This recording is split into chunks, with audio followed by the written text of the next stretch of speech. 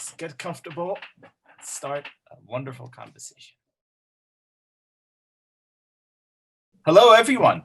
Thank you so much for joining us here today on Living in Truth, Politics, Ideas, and the ongoing fight for freedom. And fighting for freedom is, I'm proud to say, the best thing you could do, not only on a rainy Saturday, Sunday afternoon, but any other day of the week.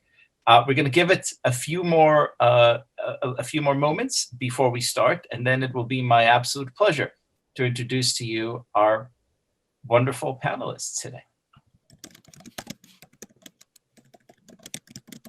I will say just before we begin that we will have an opportunity to answer your questions to these esteemed scholars, and so kindly submit them via the Q&A function, and I will do my best to get to as many of them as we can later on in the afternoon. And so now that we have a substantial amount of people here, allow me to very briefly introduce this panel. I am starstruck, which doesn't happen to me often, because here are three of the people I admire and love most, and whose very presence and work gives me tremendous sense of hope.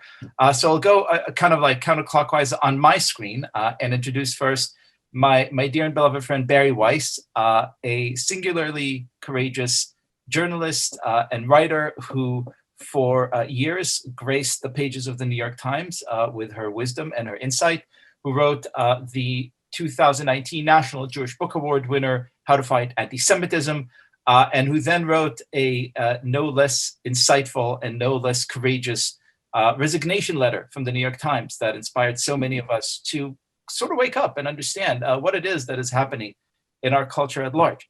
Right above her on my Hollywood squares is Dreher, whose book, The Benedict Option, came out in 2017 and forced me, as I just told him a few minutes ago, to spend many sleepless nights trying to ascertain whether or not he was right when he argued that if we wanted to win this war against everything that's happening in our culture, we really need to cloister ourselves in small communities. And more recently, he wrote another seminal book, Live Not by Lies, which is a collection of interviews with former dissidents from the Soviet Union who explain in no uncertain terms what it is that they see happening here in the United States of America in the year of our Lord 2020. And last, but certainly not least, coming to us today from Jerusalem, the eternal capital of the Jewish people, is my hero, Natan Sharansky, who spent 9 years in the Soviet Gulag for standing up for his beliefs, who then had the privilege of making Aliyah to Israel, served as a minister and a member of Knesset and the head of the Jewish Agency. He is the author of a really wonderful and candid and insightful book, Never Alone. Hello to all three of you. Good morning, everybody. Welcome from LA.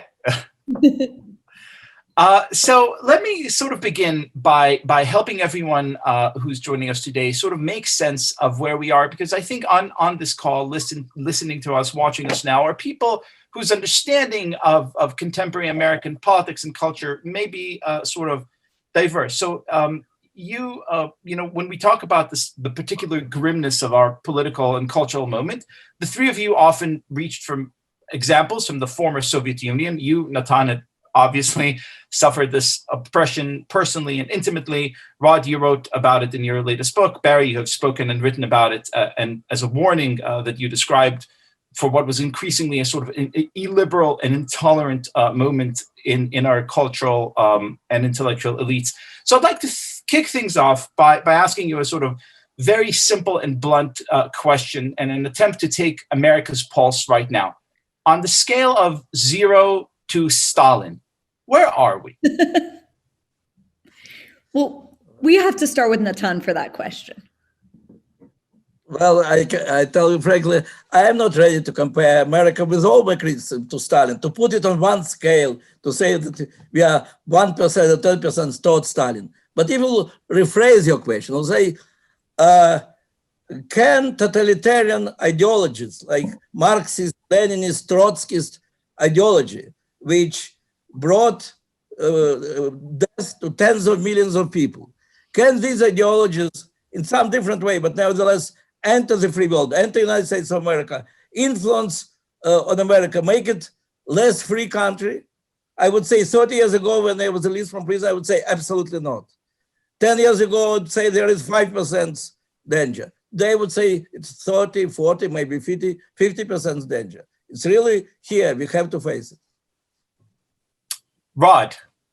Well, I think it's a difficult question because I don't believe that the new totalitarianism is going to be comparable to Stalinism. It's not going to be something that comes upon us with pain and terror and persecution in that way. I think it's going to be more sophisticated and softer, but no less totalitarian.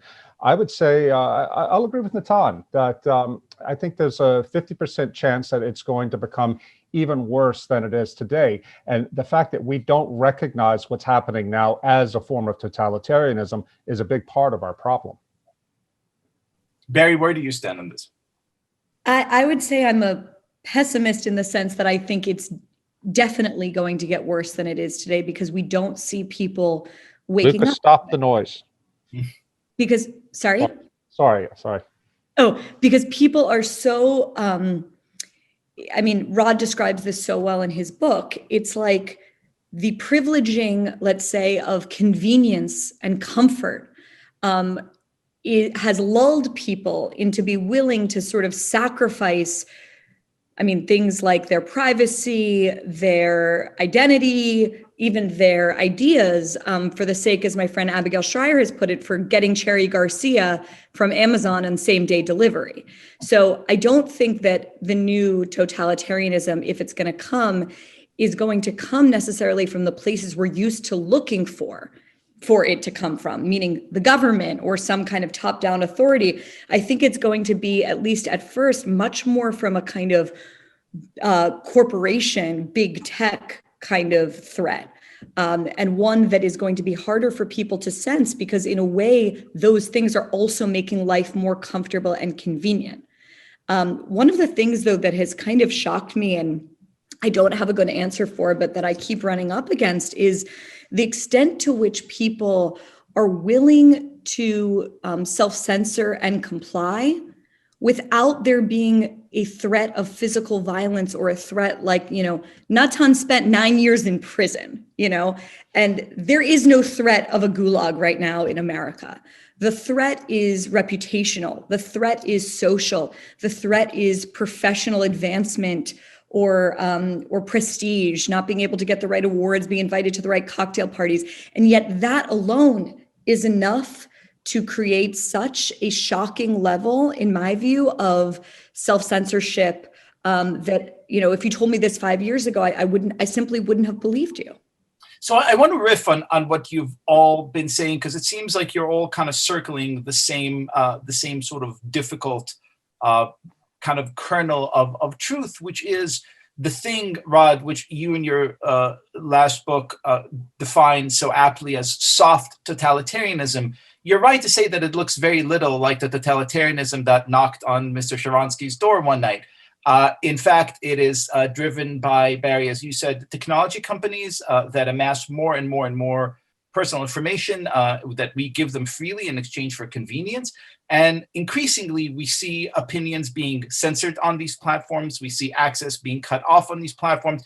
We see a host of impossibilities to everyday life and advancement being sort of cut off by these corporate ideological elites. So that puts us in a hard situation, I think, right? Because we spend so much of our time preparing, it seems, for the wrong kind of war, for the hard kind of totalitarianism. So and maybe again, we can begin with you at some point in this conversation very soon. I'd like to transition from where we are to what we could do, but I'd like to ask you first, Natan, and then Ron and Bari, what are the lessons that we could take from resisting the hard totalitarianism, the KGB sort, and how can we apply them here? The totalitarian regime is built on fear. As I gave the definition of fear society, if you go to the center of the square and express your views, and you're in danger to be arrested or deprived of freedom of your life, then it is fear society, whatever these views are. If not, it's free society. It's so simple. The thing is that in order to overcome this fear, you must have values which are bigger than your physical survival, because what we learned from our parents, because of anti-Semitism, because of lack of freedom, you have to build your professional career, and that's the most important. And you have to be ready to live all your life as a double thinker, believing that all this external life is lies, but the real life is for your family, for close people. And only when you have these values which are bigger than your physical survival, only when you understand how inner freedom makes your life meaningful, so then you can start speaking the truth. And for me, what was a huge surprise, after all these nice definitions, and after all this living in the society of double thinkers, that's majority of people under dictatorship are double thinkers. You go to the free world, and suddenly it happened 20 years ago, when I hear from students, from Harvard student, business school, postdoctorate, and she says she wanted very much to sign this letter against boycott of Israel, but she knows that 3 of her professors will not like it, and it can endanger her career. And she decided for the next 2 years not to speak publicly about her attitude to Israel. The very fact that it's not in Moscow University, where I saw it 30 years before so clearly, and that it enslaved hundreds of millions of people, this fear for your life to express your views. And now in the center of the free world, you can see it. And then I start seeing it more and more and more, how people, it's not only about Jewish things, it can be about American history, it can be about their attitude to many other things, that people prefer not to express their views. And that's maybe one of the most dangerous phenomena, because that destroys all my definitions of difference between fair society and free society. People will not be punished, will not be killed. They simply it will not be liked by some people who surround them. And people are ready not to speak their what they really feel. People are ready to give up on their inner freedom. That is the most dangerous retreat from free society. Bari, in your resignation letter, you describe a lot of similar sentiments to what Natan is saying right now. Are people afraid to speak their minds? Yes. I mean, it sounds very strange, especially when I'm, looking at one of my heroes who actually was a dissident, to describe people that work inside institutions that are meant to be the guardians, the pillars of American liberalism as dissidents, but there actually are this phenomenon that Natan articulated of doublethink and dissidence, that exists inside places like the New York Times. Those people exist inside NPR. They exist inside the New Yorker, at law firms. These are the people I hear from every day who tell me, I hide the podcasts I listen to and someone actually used this phrase, as if they're samizdat. Someone wrote me the other day, I used to live in China, and it sounds strange to compare what's going on to, the Cultural Revolution, but it feels like that. I'm a young journalist. This guy was at the beginning of my career. And, I know that if I want to advance in my field, I have to self-censor in terms of the things that I'll pitch. Fred Siegel put this really well the other day. What we're living through is a kind of phenomenon where you cannot see increasingly the truth about the obvious. If we are living, in a world in which you can't say something like, there are differences between men and women, for example, like if that becomes a controversial thing to say, that means that you're living in a society where truth is increasingly been replaced with lies. And that's the kind of thing I think we're seeing, is that in the 3 years that I was at the New York Times, there are things that I was able to publish in 2017 that would never be published in the New York Times today. That is how rapidly the sort of, what political scientists call the Overton window is shrinking.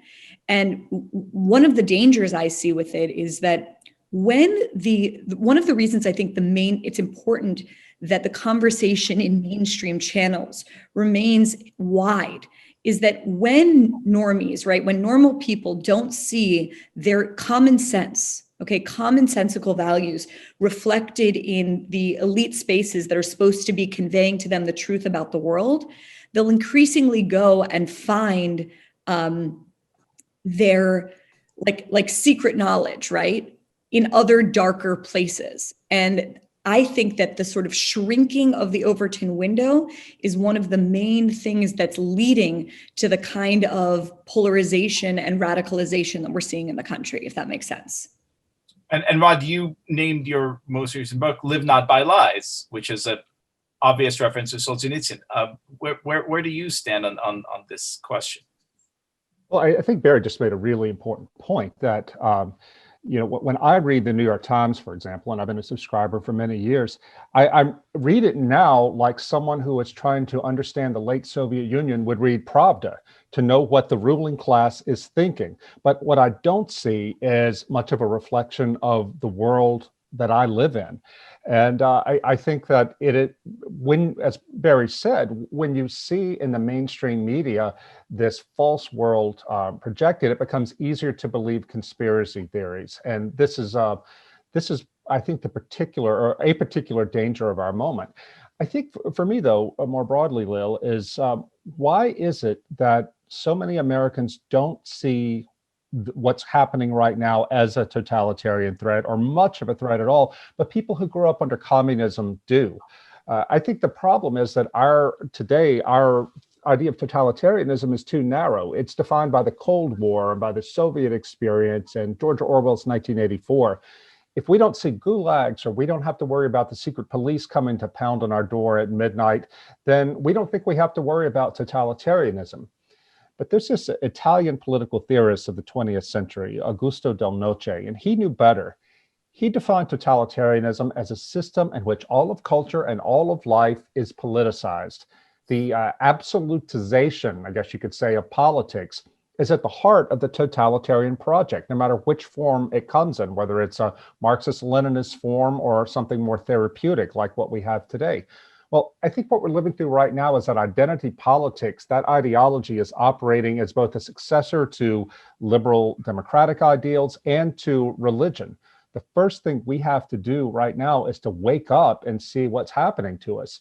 And once we can at least recognize the problem as being a mortal threat to the things that we hold dear, then we can begin talking among ourselves about how to resist it and what sort of alternative there is. One of the big problems we have, and maybe we can talk about this in this session, is that unlike in the Soviet years, there is no clear, recognizable alternative to the model that's emerging now in the West. There's no other side of the Iron Curtain that we can look to and say, we want to be like that.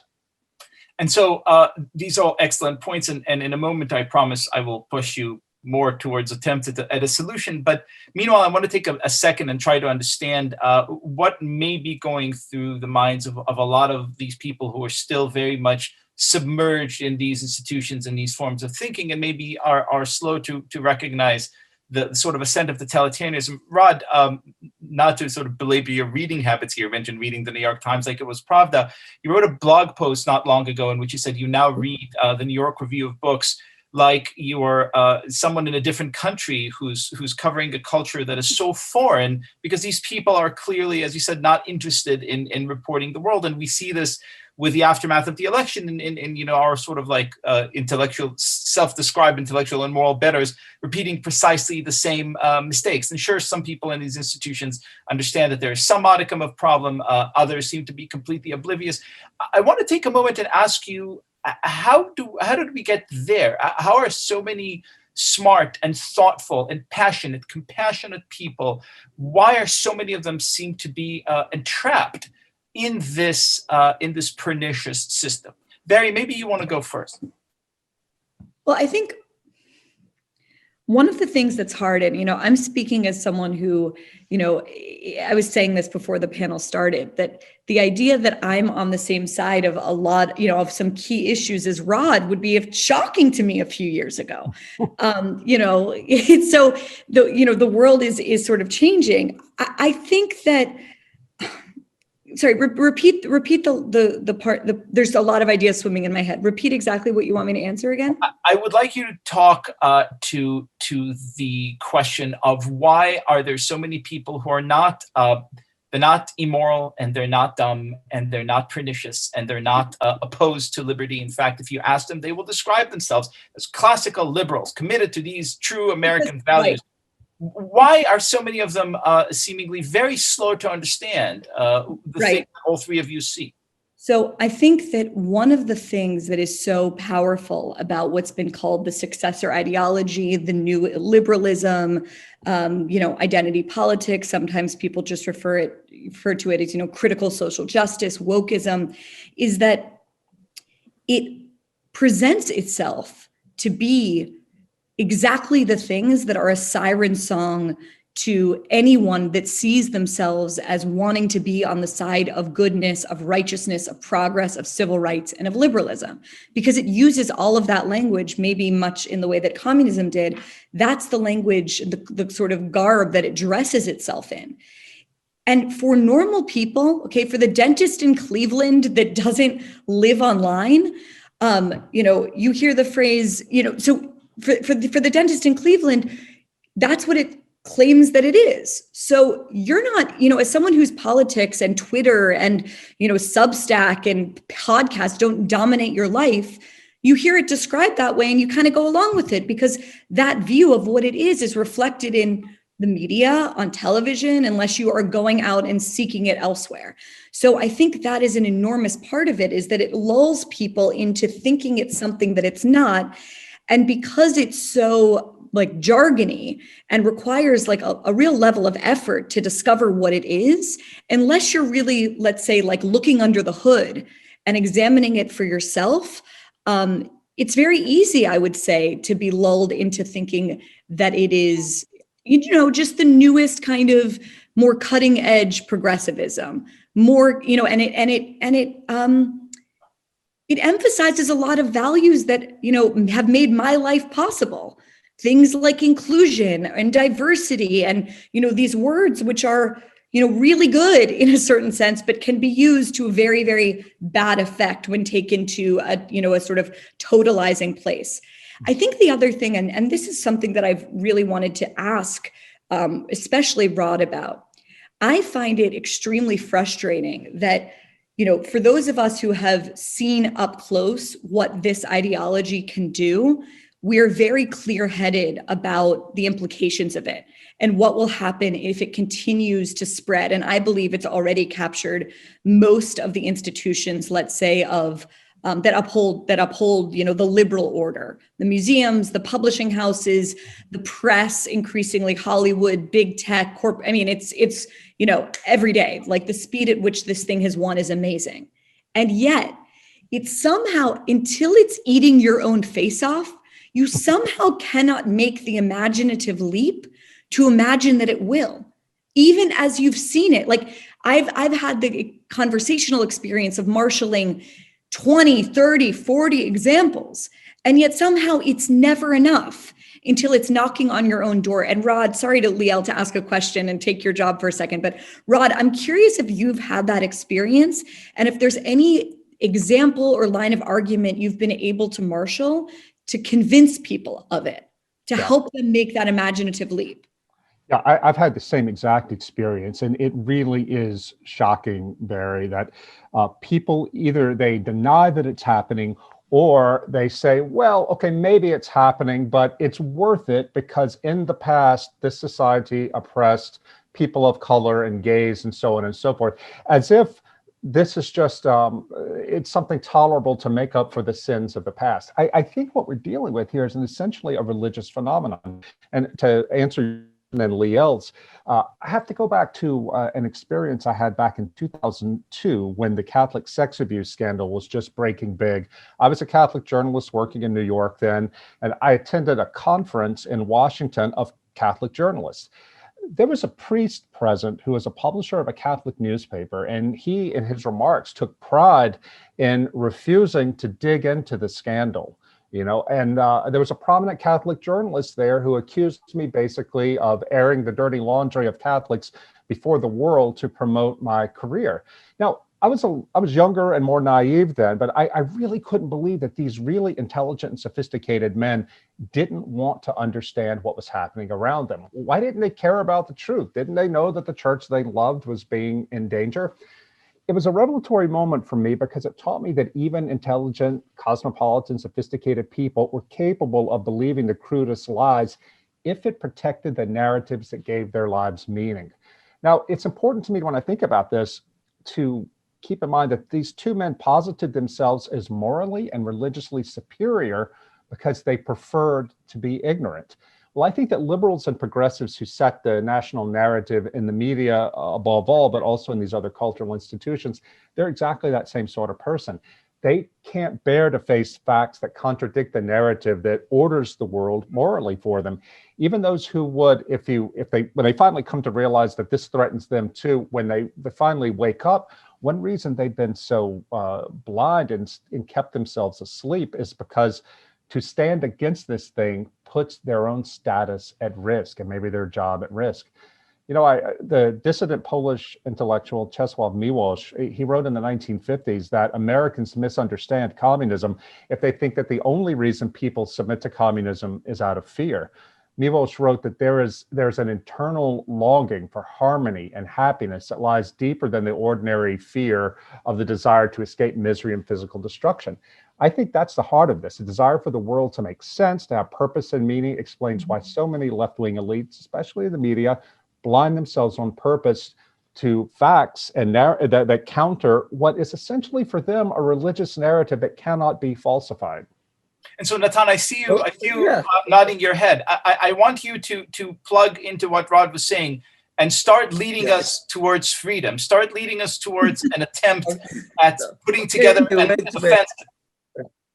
I think your original question was, in fact, how it is that good liberal people can start thinking in a totalitarian way. When communism started, there were a lot of sympathizers from Russian intelligentsia, from all walks of society, to the very idea of equality. What Marx said, that there is awful inequality in this world. There is permanent class struggle. The class, that is class of capitalists against class of workers. And we have to bring this equality back. How? By making everybody equal, by taking away privileges of capitalists and sharing it in just way. And then when Soviet system started, they had in the passport, in the ID card, there was your origin. If your origin was proletarian, then you're a good citizen. Then you're always right. If your origin is petty bourgeois, you're suspicious. You cannot take a number of positions. If you're big bourgeois, real bourgeois, or you have to be killed, or you have to be arrested, or you have to accept the guilt, to recognize the guilt, and all the time fight against the privileges which you had in favor of proletariat. That was the initial idea. And Lenin said how the Red Terror started.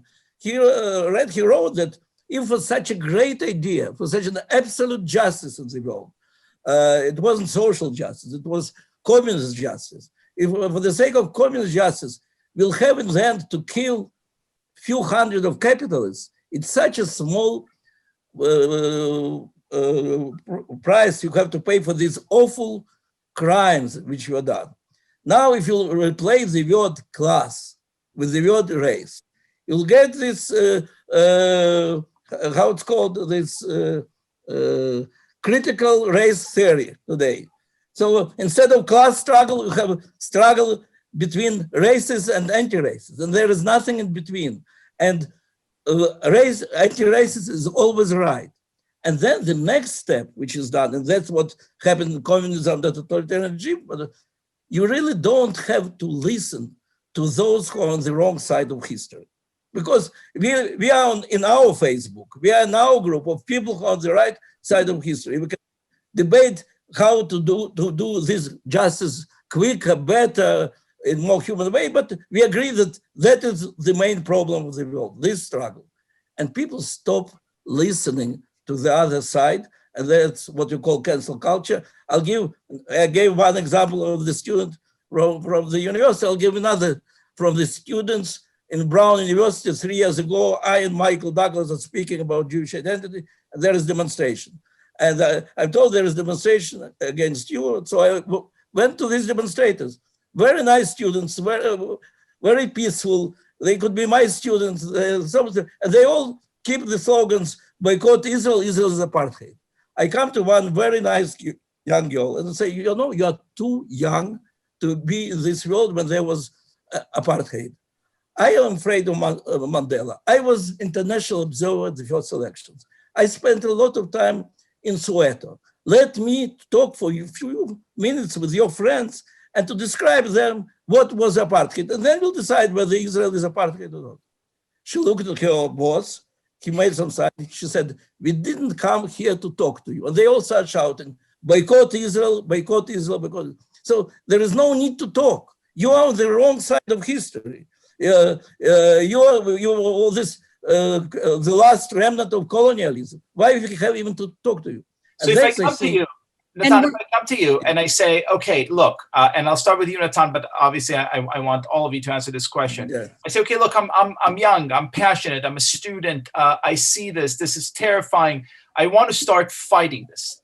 Where do I begin to sort of mount an offensive? When do I begin to well, I'd say, no, first of all, you have to learn the fact that nobody now remembers what communism really means and how communism killed tens of millions of people for the sake of noble idea. Well, we want to know so many things and we don't know the main things which happened in the life of our parents. But second, start talking to the people who disagree with you. Not in order they'll convince you, but in order you will understand that they and you together are part of the free world. You without them are not part of the free world if you don't hear them. So that I would say is the most urgent thing, how to bring back to the universities for what they were created for. A free discussion, all the ideas, how to make sure that in the New York Times, the chief op-ed manager, very liberal person will not be fired because some views that people disagree were published. So I believe that that's the beginning. But maybe for me, from Jerusalem, it's more difficult to see than from some people from Los Angeles. So we have step one. Rod, what's step two? Well, I think we have to prepare ourselves spiritually and emotionally and psychologically to suffer for the truth. This is the most important thing I learned, Liel, from interviewing people throughout the former Soviet bloc, and particularly the Achilles heel of Americans. They all said, the people of the Eastern Bloc, that if you are not prepared to suffer a loss of status, a loss of job, even a loss of your freedom for the sake of the truth, then the totalitarians will win. I think that this is something that in the churches, you never hear anymore in this country, the idea that suffering for the truth is something worthy, is something noble, is something good. This new totalitarianism is going to be primarily therapeutic, about creating health and safe spaces and things like that. The opposite of it is suffering. And it's a very hard thing to do, to convince people in our bourgeois society to embrace suffering, but that is the only way to get through and stick by the truth. Václav Havel said it in his work, Solzhenitsyn said it, and the testimony of all these people that nobody's ever heard of in this country, but who really suffered for the truth, they say it too. And Natan Sharansky, of course, is one of the great men of the 20th century who can testify to the importance of being willing to suffer and endure for the sake of the truth. Bari, step three. Well, I don't know if it's step three, but having a countervailing ideology is extremely important. Like, the reason that, I, in my small way, it's embarrassing, honestly, being at the same conversation as Natan when we're talking about this issue. But okay, I lost prestige when I left the New York Times. I kind of left the height of American journalism. But I was able to do that because I genuinely believe in things that are way bigger than the day's politics, and certainly way bigger than saying I work for the New York Times. So I think that without that, you don't really have anything. So cultivating that and having that be something that is more important and more meaningful to you than any kind of external validation, without that, nothing else is possible. So I would say, I speak a lot to, middle school and high school and even college students, and, often in a Jewish context, and talking about what are you willing to do for the sake of standing up for the Jewish people, standing up for your own dignity, standing up against people that hate the Jewish people and hate the state of Israel. And that's the number one piece of advice I have, is make your own Judaism, or, whatever your identity is on this call, so valuable to you and so precious that you would be willing to, as Rod says, sacrifice or suffer for it. So I think that's one thing. The other thing is, it's funny, like when you're raising a child, like I remember, your parents tell you to make your bed and wash your hands and say please and thank you and tell the truth. And tell the truth is like thrown in there as, as easy as making your bed. But telling the truth is very, very hard. And I think that getting in the practice of doing that, especially when telling the truth requires criticizing people that are extremely popular. So for example, I think about AOC, going back to what we were talking about before, Alexandria Ocasio-Cortez, total phenom. I think she's gorgeous. She's on the cover of Vanity Fair. There's a reason she's as popular as she is. But when she gets online on Twitter and says to her 10 million followers that we need to create lists, not only of people that finance Trump, but of Trump sycophants. So 71 million Americans that supported him, and put them on some kind of blacklist. I don't care how cool you are, how good you are at memes, how good you are at Instagram, how great you look in a power suit. Like, those ideas are toxic and they need to be called out. So I think that getting in the practice of doing that is really, really important. And I'll say one other thing, which is finding a group of like-minded people. And here, I can speak directly to one of them, which is Liel, one of my dear friends. We began life on opposite sides of the political divide when we were students, and now find ourselves in common cause on many things, which is another reason for optimism, that people can change their mind.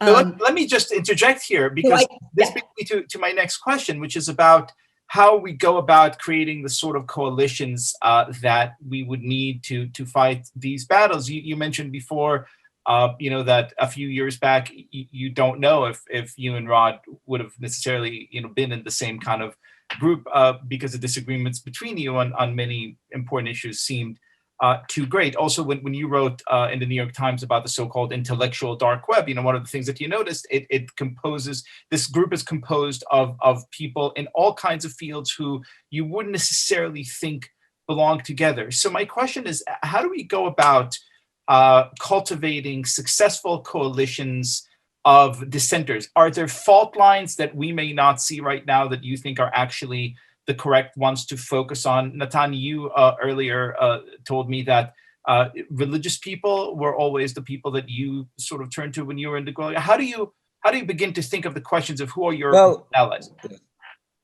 Well, first of all, I believe that if every person will have such strange experience as I had, living life without inner freedom, double thinker, and then living life when you are saying what you really think, it's such a relief. It's so enjoyable. You really feel the power of being a free man. And that's why in prison, whenever KGB proposed me any compromise, I knew that all what they want, that I'll be Soviet slave again. So I preferred it. I felt more comfortable to be in Soviet prison as a free person than as a slave in the prestigious institute. So I really believe that if people go through these experiences, they can start enjoying the life of living by truth and saying. But of course, in order to cross this line, you really must have values which are bigger than your physical survival. Otherwise, you will not be ready to risk your life under the KGB. And for me, it happened when I discovered my identity, when I understood that to have a successful career, it's not the most important thing, that to be part of this history, unique Jewish history, this family of Jewish people, and go to the land of Israel, it's more important than physical survival. But then when I was a dissident, I helped, for example, to Pentecostals. One of the documents as a member of Helsinki group that I prepared was in support of Pentecostals who were not permitted to teach their children their faith. And they had to go back to the border of China, but even there they were arrested and persecuted and so on. And I was doing it not thinking that they are my allies, simply of the sympathy to the people who suffer. Then in prison, I meet some of them. And in prison, you're all the time thinking, who is informer and who's not? You never know. Even when you're not in prison, you never know who is informer of KGB or not. Definitely in prison, where KGB defines who will be your neighbor. And you want to know for yourself on whom you can rely. And you find out that here, these two Pentecostals who are near you, and one Orthodox priest and one Catholic, and one Armenian nationalist, and another Ukrainian nationalist. These are people who have values in their lives bigger than their physical survival. And exactly as you are not scared by KGB because you have your values, you find out that there is much bigger chance that they are not working for KGB if they have strong identities. So that's why I feel that the real coalition is of people who have strong identities, who want to belong to something bigger than their own life, and at the same time, who have this deep desire to be free people. This connection between freedom and identity, that is something natural which builds this coalition. It's interesting that the phrase identity keeps coming up because you would think, Natan, can you just spend a minute making a distinction between having a strong identity and the kind of thing that we often are criticizing, which is identity politics? Well, that's exactly like class struggle, which is, and to have class solidarity. You have solidarity with the suffering proletariat, but it doesn't mean that you think that all the other classes are on the wrong side of history. The fact that you believe in the importance of fighting racism and to defend Black people, the fact that Black people matter to you doesn't mean that those who are not Black are all guilty in the crime against them. So that's for me is the difference, that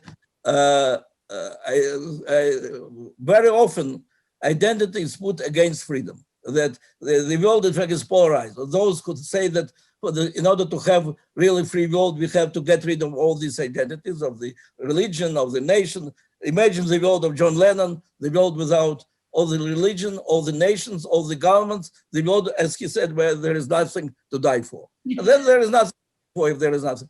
On the other hand, there's like new nationalism and Brexit and Trump and many other phenomena, which are like, we want back our national pride. And then you go to the other extreme. But why to go to the extreme? Take the best of both sides. Take this, I believe it's deep desire of all the people to be free and to belong to something bigger than your own physical life. I think that what we have to do is find some way, some formal way to bring these dissidents together, dissidents from the right and the left, who, like Bari, recognize that we need to figure out how to live in truth and defend the truth. The reason I knew that Bari Weiss was an ally of mine was because I've been in journalism for 30 years, and I knew the kind of courage it took to make the stand that she did at the New York Times, within the New York Times, because in the journalism world, to arrive at that position at the New York Times is to have reached the mountaintop. And she turned away from it because she valued something more than professional prestige. And I'm not saying this to flatter you now, Bari, but to say that you, for me as a professional journalist, you embodied what Natan is talking about valuing something more than your own apparent self-interest. And that's how I knew that you and I could be allies. And that reminds me of something that Kamila Bendova, she was part of the inner circle of Václav Havel and the dissidents in Prague. Her husband, Václav Benda, spent 4 years in prison for his work. The Bendas were the only Catholics in that inner circle of the Charter 77 movement in Prague. And I asked her if it was difficult for them to work with people so closely with people who did not share their faith or even their particular politics. And she said, no, we knew that we had to do it because there were so few of us who were willing to take that stand, to risk everything for the sake of standing against this totalitarianism. In the same way, that sort of mentality is what we in America now and across the West need to adopt in terms of opening the door to allyship with other people who want to defend freedom. And I really would love it if some wealthy patrons, instead of throwing your money behind political parties, would instead endow some sort of initiative to bring us together so we can strategize and figure out how to stand together in a meaningful and effective way against wokeness.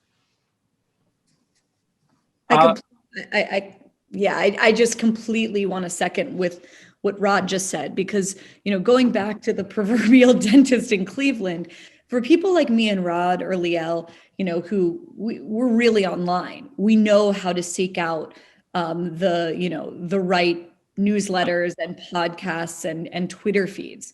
But for normal people, that's asking too much. And I think we need to find some way. I think about it as like a confederation or like a flotilla, kind of like an Avengers model where, each one of us has our superpower and together we can really do something significant. And that's definitely what I've been spending a lot of my unemployed time thinking about how to do. So our beloved friend from Cleveland is also on the top of the minds of people listening here. I'm transitioning now to questions from the audience, of which we sadly have way too many to get to, but I'd like to send a few your way. So Bridget asks, how can we reach friends and family members who are similar to Bari's dentist from Cleveland, especially when so many are very convinced they're right and tend to kind of get very emotional during political discussions? Do you have any strategies, ideas, directions? Maybe Rod?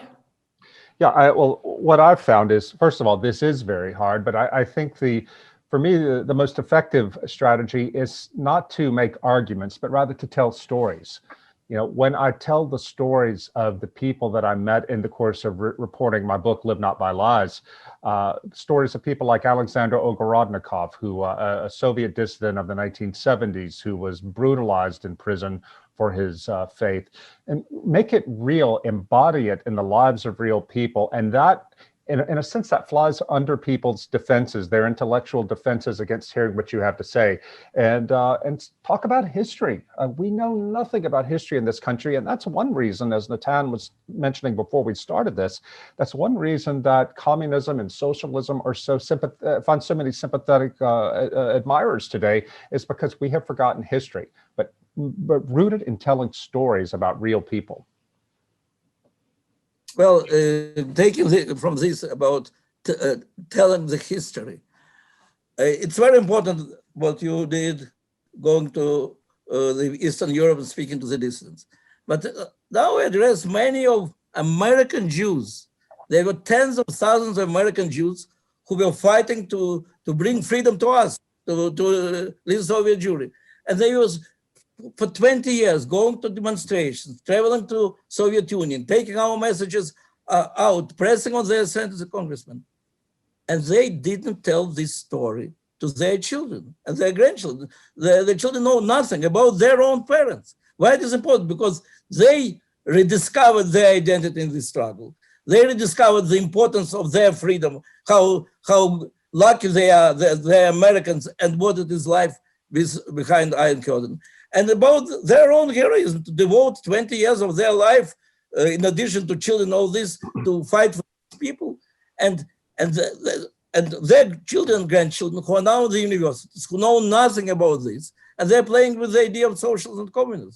So there is some kind of interruption between the generations. We don't give to our children our own experience of life. I guess the reverse example is the power of my parents, and this connects also with a big theme in Rod's book, which is the power, especially with the Bendas in your book, of the family unit to cultivate values. And I just think about that, in my own life, where I don't even have a memory of it. I have a reconstructed memory of it. When I was 3 years old, my parents took me and my second sister to the March to Free Soviet Jewry in Washington. And those were the pictures we had around the house. And that was what we actively talked about. You know, Natan was a heroic figure in my family. We read one of his letters at the Passover Seder every year. Those were the values that were cultivated in my own family. And it's impossible for me even now to think about like, who would I have been and what choices would I would have made had I not had that. And so, Rod, I was really struck in reading your book of the things that I kind of took for granted in my own upbringing that have had such an imprint on my sense of history and like the role that even normal people like us can play in it. And I think, you know, that's one thing that I think about so much is that, you know, and I think Jewish history is an amazing example of this, is that normal people and small groups of them can change the course of history. And we're looking at someone who did that. Mm-hmm. And so believing that and being raised in a family that taught me to believe that, I think was huge. And I think that's one of the values, Rod, that your book really emphasized for me, especially in the example of the Benda family. Well, you know, yeah, Camilla Bendova told me when I asked her at her apartment in Prague about how she and her husband raised their 6 children, not only to be good people who resisted the totalitarian government, but also faithful Catholics. And part of the story was to point outside the world, outside of the family, and say, these are the bad things. But the other half that people don't often think about is that she poured into the minds and hearts of these children the good, the true, and the beautiful by reading to them literature, true literature, good literature, not ideology. And she told me at one point, she said, you know, I read to them a lot of Tolkien. I said, Tolkien? Why Tolkien? She looked at me in the eye and said, because we knew that Mordor was real. That really got to me because what she was telling me was we had to give our children something to draw on within themselves so they would not only stand up to what was bad, but stand up for what is good. And there's a distinction there. This one Soviet dissident I talked to in Moscow said that people have to have something good to stand up for, because if all you are is against something, you can get to some really dark and bad places. And so, this is very inspiring, but I would be amiss if I didn't honor a stream of questions that are coming in from our listeners and our viewers, including my wonderful mother-in-law, Nancy, who are asking, you know, not everyone has the courage of a Natan Sharansky or Dreher or Bari Weiss to simply kind of step away and step back. What if I'm a student and I know that if I say the things that I believe, I'm going to flunk, man. I just want to pass the course. I just want to keep my job. I just want the normal life. Where do I find the wherewithal to join what I already feel is a wonderful and true and beautiful fight?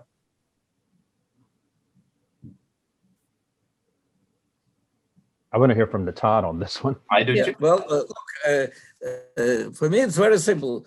If there are people who don't want even to try to live the life without lies, or saying freely every moment what they really think. If they don't want to try, then and the danger is that there will be more and more people like this. But I know from my experience, living also in the free world, not only living under the communism, but in the free world, that majority of the people don't like to live lies, don't like to hide their ideas. And when they finally are encouraged to say what they really think, they feel a very big relief. Look, what I'm encouraged, a few days ago, I was speaking to Jimmy Lai. Jimmy Lai is the head of the biggest newspaper in Hong Kong, a super, super rich person.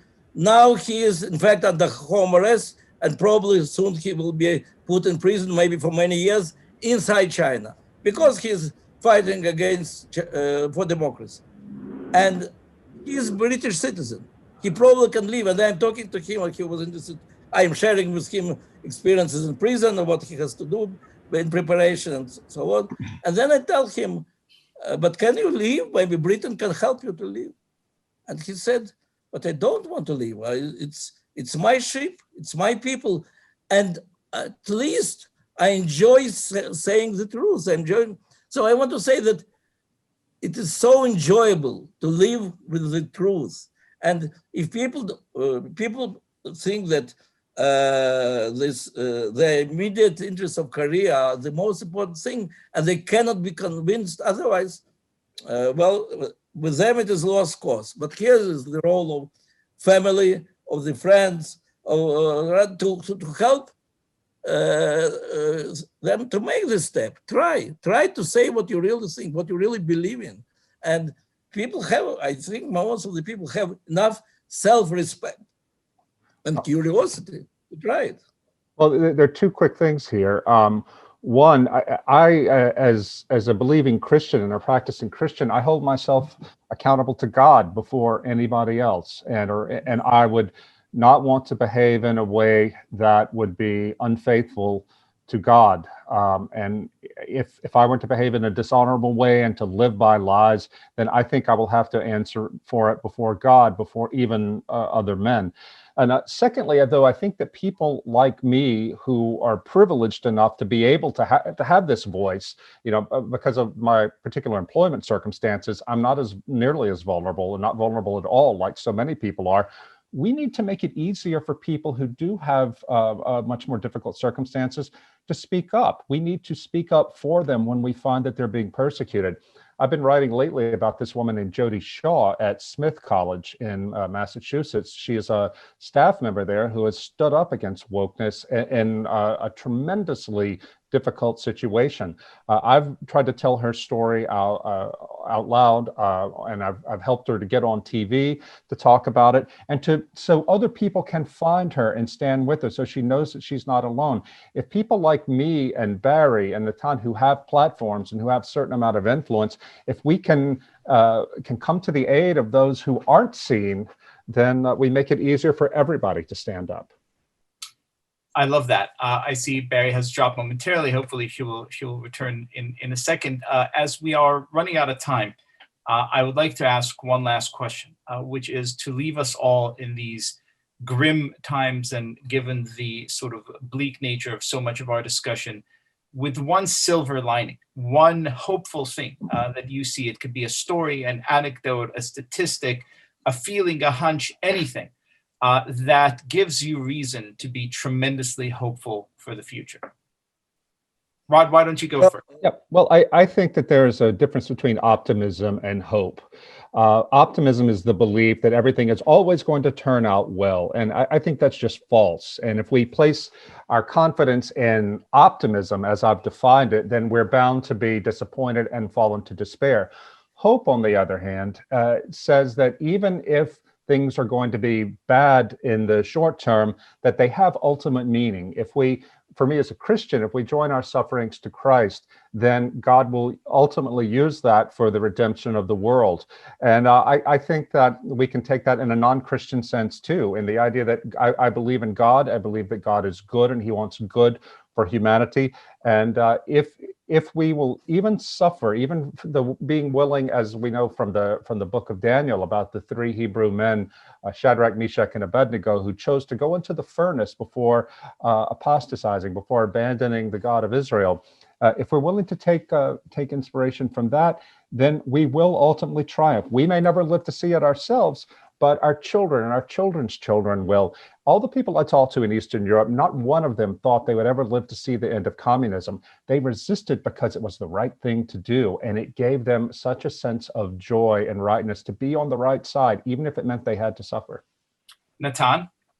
Okay, first of all, I have to correct. It's true that we didn't know whether Soviet dissidents, whether we will live to the end of the communism, but we were absolutely sure that communism is doomed. My friend Andrei Marik wrote in 1969 book where the Soviet Union will survive until 1984. And exactly, the Soviet Union was dismantled exactly under his analysis. But what is the importance of dissidents? They see the weakness of totalitarian regime and the power of free people from inside.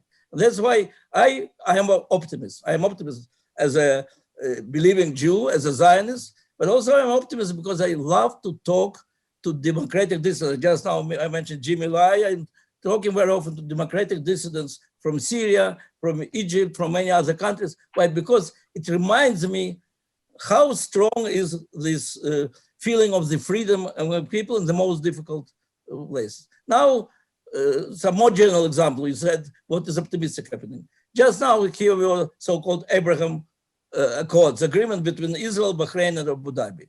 And there are people in Middle East saying, well, but it's not such important countries and they are not democracies. It's all true. But look what's happening. Even when it was with Egypt and Jordan, public opinion there was not permitted to express sympathy to Israel. Here it was permitted. So immediately there are thousands of people who want to be tourists. There are businessmen who are already planning their businesses. There are film studios who are planning mutual films.